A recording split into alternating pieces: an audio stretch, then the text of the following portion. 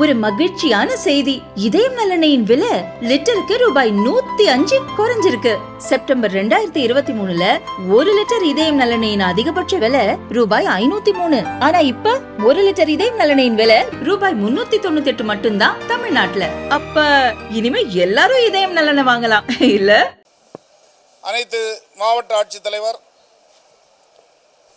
அனைத்து துறையினுடைய அதிகாரிகள் கலந்து கொண்டார்கள். நம்முடைய மாவட்டத்தினுடைய வளர்ச்சி பணிகள் குறித்து ஒவ்வொரு துறை ரீதியாக விவாதித்தோம்.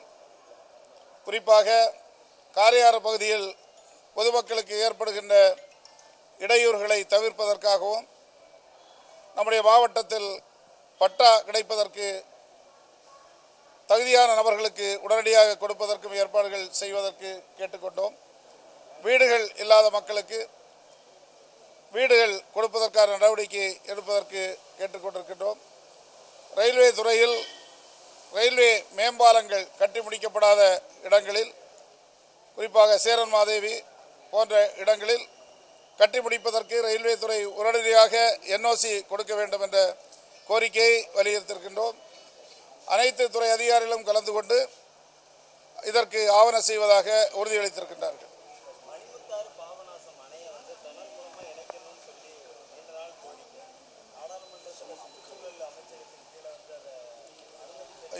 இதை பொறுத்தவரையிலும் டிஷா கமிட்டியில் அதை தீர்மானம் நிறைவேற்ற முடியாது.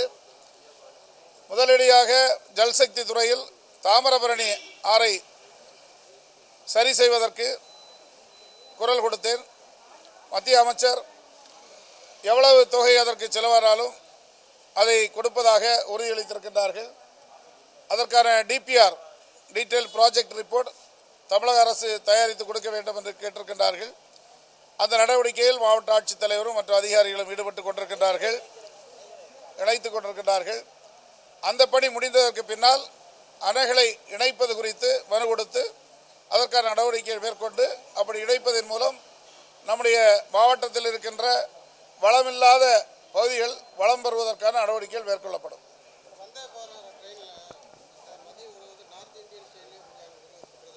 அதை கடந்த நாடாளுமன்றத்திலே அதை கோரிக்கை எழுப்பினோம். அப்போது தென்னிந்தியாவில் செல்லுகின்ற வந்தே பாரத் ரயில்களில் தென்னிந்திய உணவுப் பொருட்களை மாற்றுவதற்கு நடவடிக்கை எடுப்பதாக அமைச்சர் உறுதியளித்திருக்கிறார். அது முக்கியமான கோரிக்கை.